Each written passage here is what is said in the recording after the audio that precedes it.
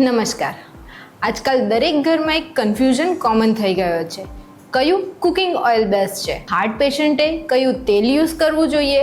Refined oil harmful છે? Olive oil જ best છે કે ઇન્ડિયન ઓઇલ બેટર છે? અને ઓનેસ્ટલી જોઈએ તો માર્કેટમાં એટલી માર્કેટિંગ થઈ ગઈ છે કે લોકો વધારે કન્ફ્યુઝ થઈ ગયા છે. પણ સાચી વાત એ છે કે હાર્ટ માટે બેસ્ટ ઓઇલ ખાલી બ્રાન્ડથી ડિસાઇડ નથી થતું. ઇમ્પોર્ટન્ટ એ છે કે ઓઇલમાં કયા ટાઈપના ફેટ્સ છે અને કઈ રીતે યુઝ કરવામાં આવી રહ્યું છે અને ઓવરઓલ લાઈફસ્ટાઈલ કેવી છે.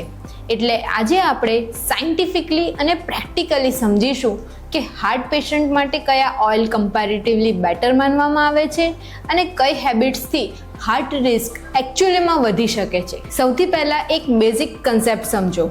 કુકિંગ ઓઇલમાં મેઇનલી 3 ટાઈપના ફેટ હોય છે: saturated fat, mono unsaturated fat અને poly unsaturated fat. Generally heart friendly oil એ માનવામાં આવે છે જેમાં સેચ્યુરેટેડ અને ટ્રાન્સ ફેટ ઓછા હોય છે અને મોનો અનસેચ્યુરેટેડ ફેટ અને પોલી અનસેચ્યુરેટેડ ફેટ બેલેન્સ ક્વોન્ટિટીમાં હોય છે, કેમ કે આ ફેટ્સ કોલેસ્ટ્રોલને બેલેન્સ અને ઇન્ફ્લામેશનને સપોર્ટમાં રોલ પ્લે કરે છે. હવે પ્રેક્ટિકલ ઓઇલની વાત કરીએ. સૌથી પહેલો સારો ઓપ્શન માનવામાં આવે છે રાઈસ બ્રાન ઓઇલ.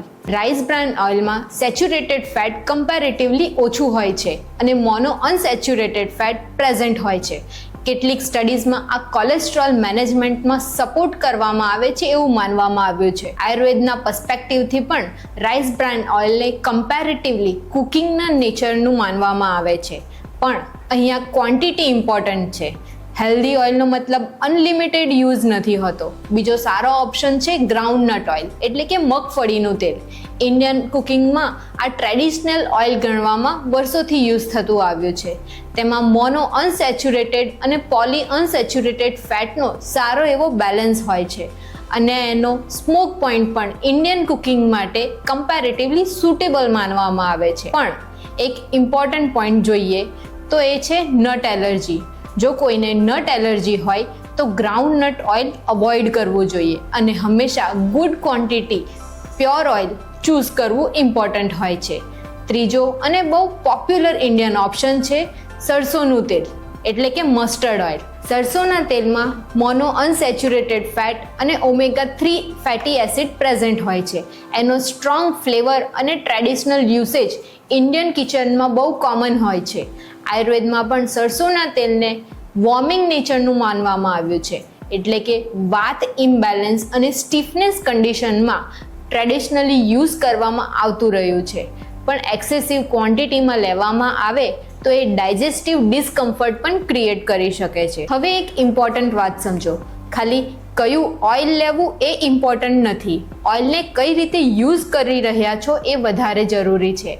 એના કરતાં પણ વધારે ઇમ્પોર્ટન્ટ વાત છે આજકાલ સૌથી ડેન્જરસ હેબિટ થઈ રહી છે repeatedly heated oil. Street food અને ડીપ ફ્રાઈડ સ્નેક્સમાં આજે સેમ ઓઇલ વારંવાર હીટ કરવામાં આવી રહ્યું છે. જ્યારે ઓઇલ રિપીટેડલી હાઈ ટેમ્પરેચર પર હીટ થાય છે ત્યારે હાર્મફુલ કમ્પાઉન્ડ અને ટ્રાન્સ ફેટ ડેવલપ થઈ શકે છે, જે બ્લડ વેસલ્સ અને હાર્ટ હેલ્થ બંનેને ડેમેજ કરી શકે છે. અને અનફોર્ચ્યુનેટલી આજ હિડન પ્રોબ્લેમ પેકેજ ફૂડ અને સ્નેક્સમાં હોય છે. બીજી ડેન્જરસ વસ્તુ એ છે કે એક્સેસિવ ઓઇલ કન્ઝમ્પશન.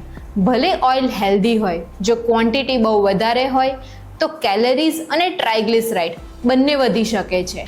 ઘણા હાર્ટ પેશન્ટ્સ ઘરમાં હેલ્ધી ઓઇલ યુઝ કરે છે પણ બહારનું ફ્રાઈડ ફૂડ, નમકીન અને બેકરી આઇટમ્સ કન્ટિન્યુ રાખે છે અને એ જ એકચ્યુઅલી હિડન ઓઇલ ઓવરલોડ હોય છે. આયુર્વેદ પણ અતિ સ્નેહ એટલે કે એક્સેસિવ ઓઇલી ફૂડને મેટાબોલિઝમ અને સર્ક્યુલેશન બંનેના ડિસ્ટર્બન્સ સાથે કનેક્ટ કરે છે. જ્યારે બોડીમાં ઇન્ફ્લામેશન અને ફેટ એક્યુમ્યુલેશન વધે છે ત્યારે હાર્ટ અને બ્લડ વેસલ્સ બંને અફેક્ટ થાય છે. એટલે આયુર્વેદ મોડરેશન અને ડાયજેશન બંને પર ફોકસ કરે છે. હવે પ્રેક્ટિકલ એડવાઇસ સમજો. હાર્ટ પેશન્ટ માટે generally simple home cooked food, control oil quantity અને બેલેન્સ લાઇફસ્ટાઇલ એ વધારે ઇમ્પોર્ટન્ટ હોય છે. જો તમે ઓઇલ ચૂઝ કરવા માંગો છો તો rice bran oil, groundnut oil અને mustard oil comparatively better traditional option બની રહે છે. ડિપેન્ડિંગ ઓન બોડી ટાઈપ અને કુકિંગ સ્ટાઇલ. સૌથી હાર્મફુલ વસ્તુ ઓઇલનો ટાઈપ નથી, પણ એક્સેસ ફ્રાઈડ ફૂડ અને પ્રોસેસ્ડ ઇટિંગ હેબિટ હોય છે. જો તમે ડાયાબિટીસ, કોલેસ્ટ્રોલ, હાર્ટ ડિસીઝ હોય તો પર્સનલાઇઝ ડાયટરી ગાઈડન્સ લેવું ઇમ્પોર્ટન્ટ બને છે. જો તમને કુકિંગ ઓઇલ, કોલેસ્ટ્રોલ કે હાર્ટ હેલ્થ એના ડાયટ રિલેટેડ કોઈ પણ ડાઉટ હોય તો કમેન્ટ સેક્શનમાં જરૂરથી પૂછો. વિડીયો યુઝફુલ લાગ્યો હોય તો સેવ કરો, શેર કરો અને આવી જ પ્રેક્ટિકલ હેલ્થ નોલેજ માટે સબસ્ક્રાઇબ કરો. ધન્યવાદ.